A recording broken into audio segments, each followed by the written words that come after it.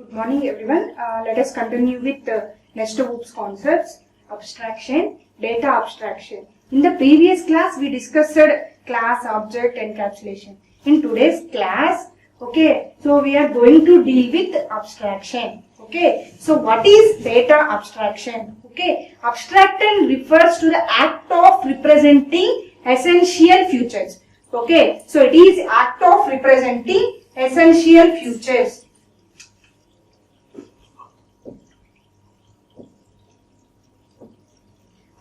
So it is act of representing essential features.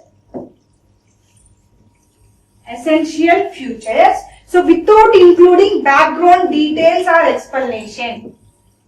So what is data abstraction? Abstraction refers to the act of representing essential features. So without including background details or explanation is known as data abstraction. So let me explain an example here. So outlook of mobile. So it is the best example of data abstraction. For example, we can make a call one person. So in our mobile, it displaying on screen and keyboard. We have to enter mobile number. So it is visible on the screen. So it is outer implementation of mobile. So abstraction means it refers to the representing of essential features. So outlook of mobile, so we can make a call for a particular person. So it displaying on screen and keyboard.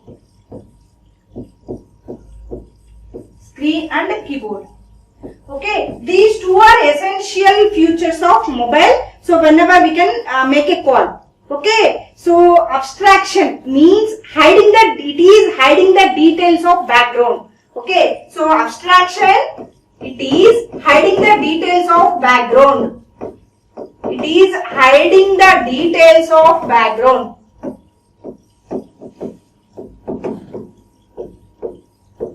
Hiding the details of background.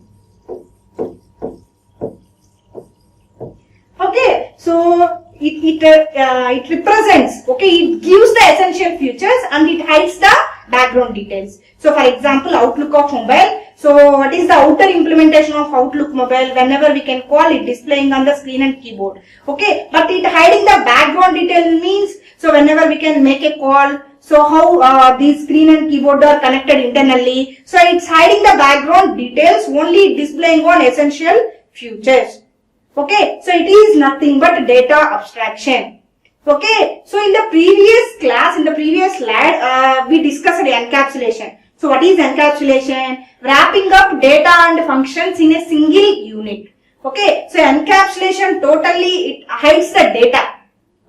So I just differentiate what they are. So what is the difference between encapsulation and data abstraction? So I just differentiate abstraction and encapsulation. Abstraction and encapsulation.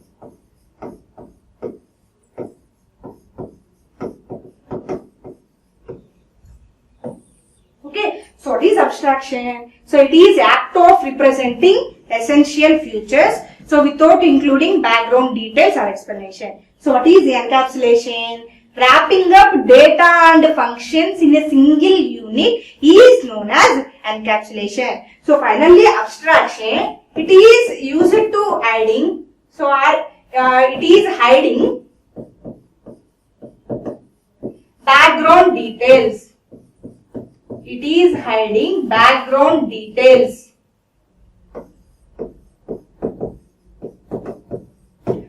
So encapsulation, data is hiding. Entire data is hiding.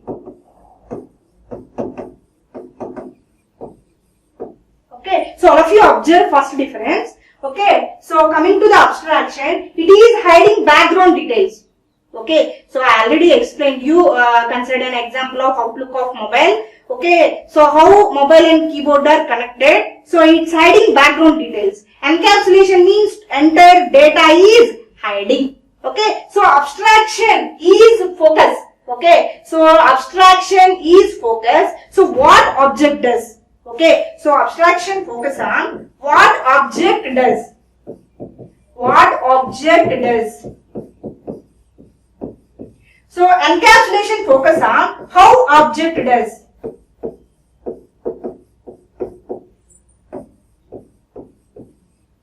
Okay, so coming to the next point, okay, abstraction, okay, it is hiding background details and giving to the relevant data. Okay, so it's hiding the background details and giving to the relevant data. So it gives relevant data. It gives relevant data. Okay, so in these encapsulations, data and functions in a single unit. Data and functions in a single unit.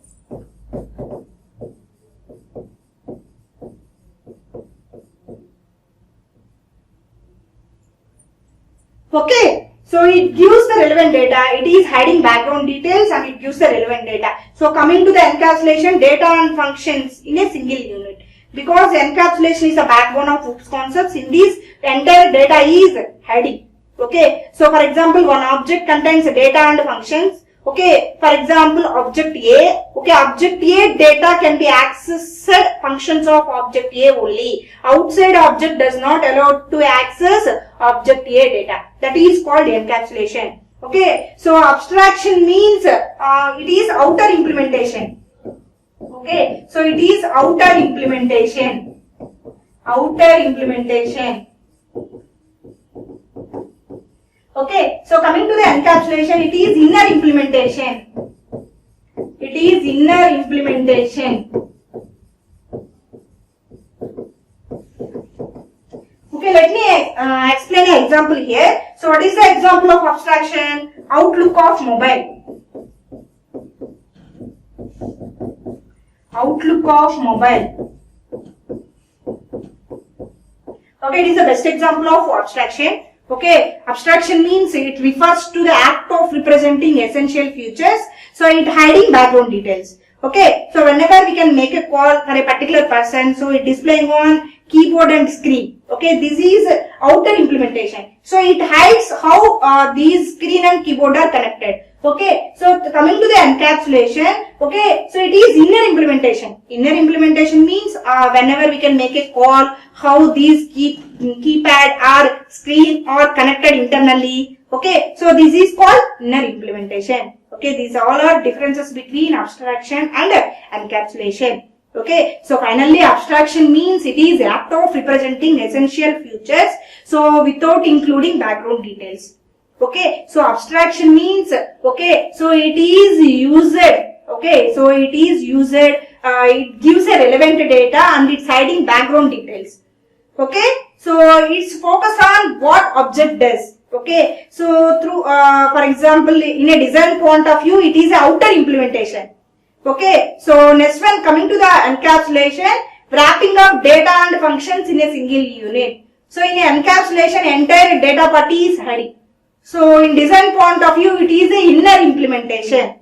So encapsulation focus on how object does. Okay, these all are differences between abstraction and encapsulation. Okay, so what is the example of abstraction? Outlook of mobile. So whenever we can make a call for a particular person, it displaying on keyboard and screen. Okay, this is called outer implementation. Okay, so inner implementation means whenever we can make a call, so how internally keypad and the screen are connected, these all are internal implementation. Okay, so encapsulation, entire data is hiding, but in coming to the abstraction, okay, background details are hiding.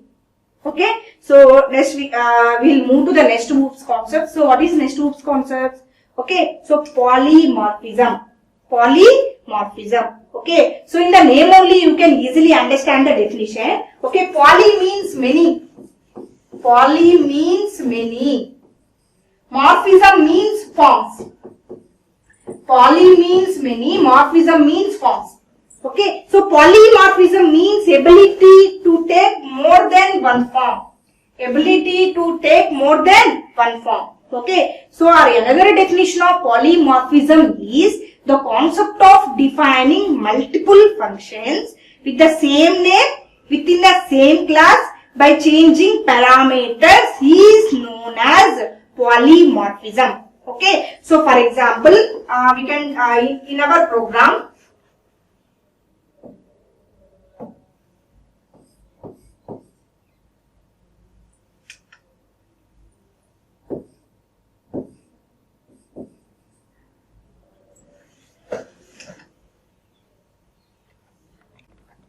okay, for example, we can define one class. Okay, so for example, class shape or anything. Okay, so we can defining multiple functions. Okay, so function 1. Okay, next one function 1. Function 1 int a. Next one function 1 int a comma int b. Next one function 1 float a.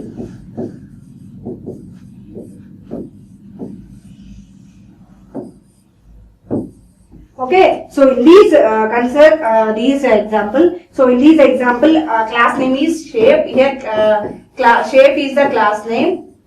So in this program, we have to define multiple functions. So this is one function, this is another function, this is another function, this is another function. So finally, we have to declare 4 functions. Okay, these all functions have same name. Okay, so function 1, function 1, function 1. Here function 1 is the function name. Okay, so in this program, we have to define one class and multiple functions. Multiple functions have same function name. Function 1, function name, and function 1, function name. Function 1. Okay, so what is polymorphism? The concept of defining multiple functions with the same name but by changing parameters. So in this function, we don't pass any parameters. In this function, we have to pass one parameter a. A is integer type, data type. So in this function, we have to pass 2 parameters a and b. These 2 are also integer type, data types. So in this function, we have to pass one parameter. This is float type, data type. Okay, so the concept of defining multiple functions with the same name but by changing data type of parameters is known as polymorphism. Poly means many, morphism means forms. It is ability to take more than one forms, or the concept of defining multiple functions with the same name, same class by changing data type of parameters is known as polymorphism. Okay. Let us consider this figure. Okay, here shape. Okay, so shape is the class name. Okay, so it is class name. Okay, dry is function. Shape is class name, dry is function. Okay, so in this figure also we have to define, okay, multiple functions. Okay, so here circle is object. In the circle object, dry is the function. Okay, so here dry is function. Circle is parameter.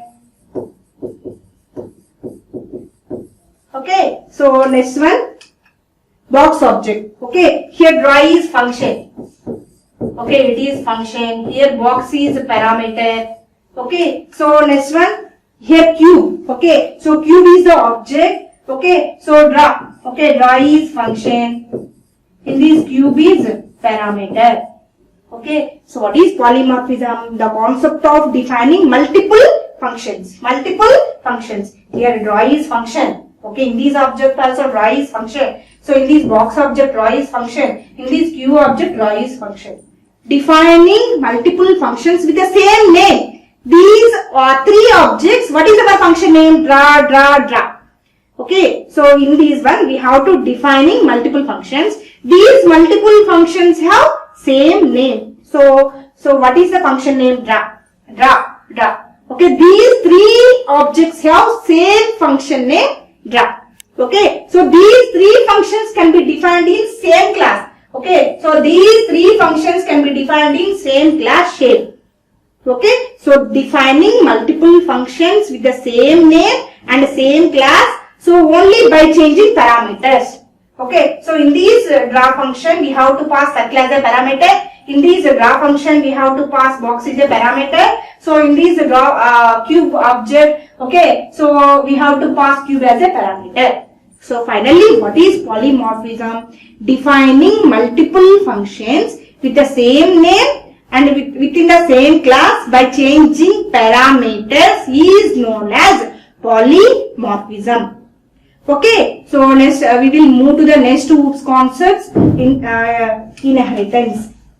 Okay, what is inheritance? So acquiring one class properties to another class. Acquiring one class properties to another class is known as inheritance. Or getting one class properties to another class is known as inheritance. Okay, so for example, parent is one class and child is a class. Okay, these two are classes. Okay, so in this one child have some own properties and child gets all the properties from parent. Okay, child gets all the properties from parent. What is inheritance? Getting properties from one class to another class. Or acquiring the properties from one class to another class. Here child gets all the properties from his parent. Okay, so it is the example of inheritance. Okay, so acquiring one class properties to another class. For example, I am developing two applications, and banking application and hospital applications.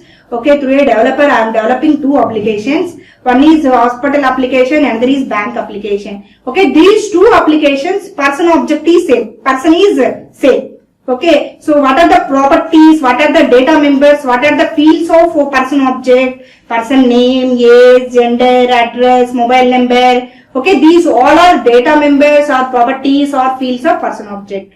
Okay, so these two applications, banking application and hospital applications, okay, person is the same. Okay, so I want to reduce the code. Okay, so I am getting properties from one class to another class. Okay, so because both the applications person is the same, so in banking application we have to write the code about person object. In the hospital application also we have to write the person object. So in these two applications again we want to rewrite the code. It reduces the complexity levels of the programming. So finally we want to reduce the source code.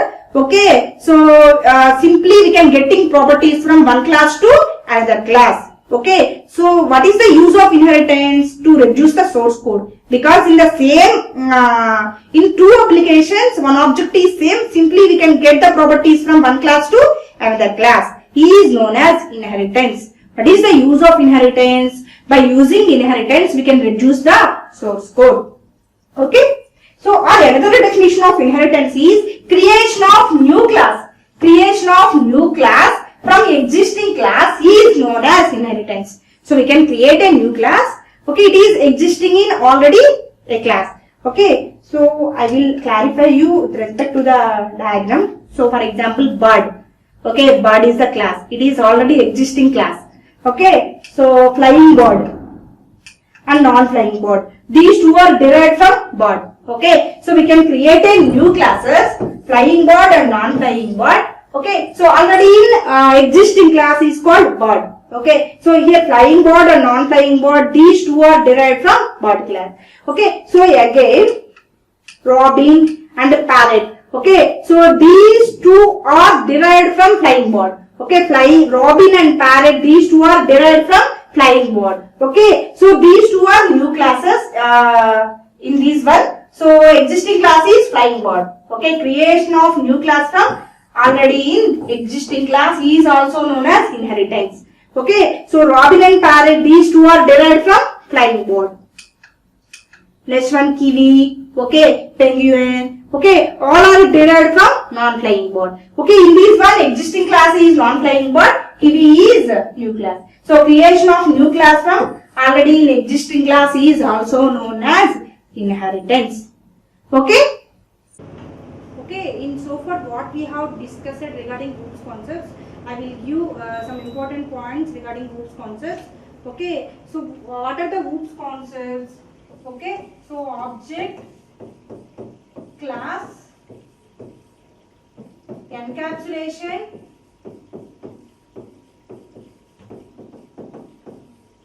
data abstraction,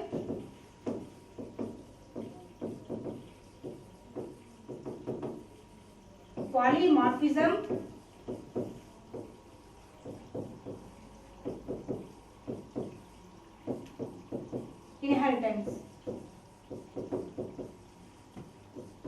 Okay, these all are OOPS concepts.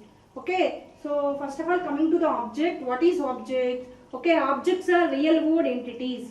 Okay, so in a real world, whatever we have seen considered as an object, okay, pen is object, remote is object, this board is object, everything we have treated as an object, because Java is collection of objects.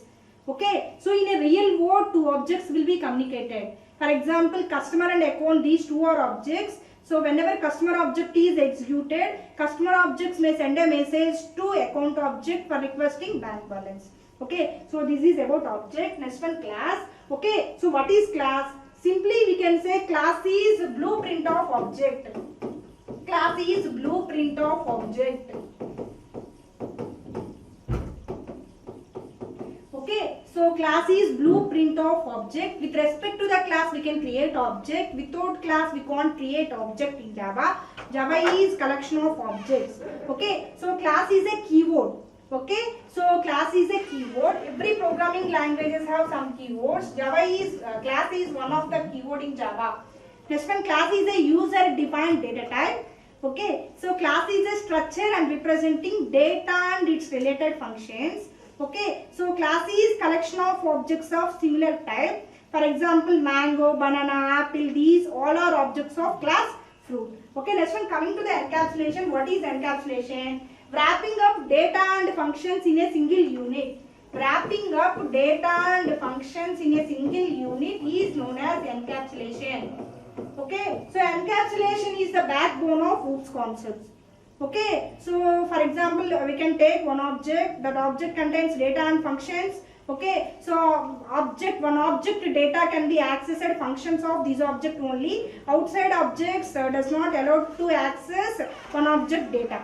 So we can strictly restrict the data that does not allow to access from other objects. Okay, so next one, data abstraction. What is abstraction? So it representing, okay, so essential features without including background details. Okay, so for example, outlook of mobiles, whenever we can make a call, it displaying on screen and keypad. Okay, so it is outer implementation. Okay, so for internal implementation is how the screen and keypad are connected. Okay, so it hiding the background details, it displaying on essential features, that is nothing but abstraction. So what is polymorphism? The concept of defining multiple functions with the same name and same class by changing data type of parameters is known as polymorphism. Okay. Sorry, coming to the inheritance. What is inheritance? Acquiring properties from one class to another class is known as inheritance. Okay, so parent and child, these two are classes. Child gets all the properties from parent class. Okay, so we can getting one class properties to another class. It is known as inheritance. What is the use of inheritance? By using inheritance, we can reduce the source code.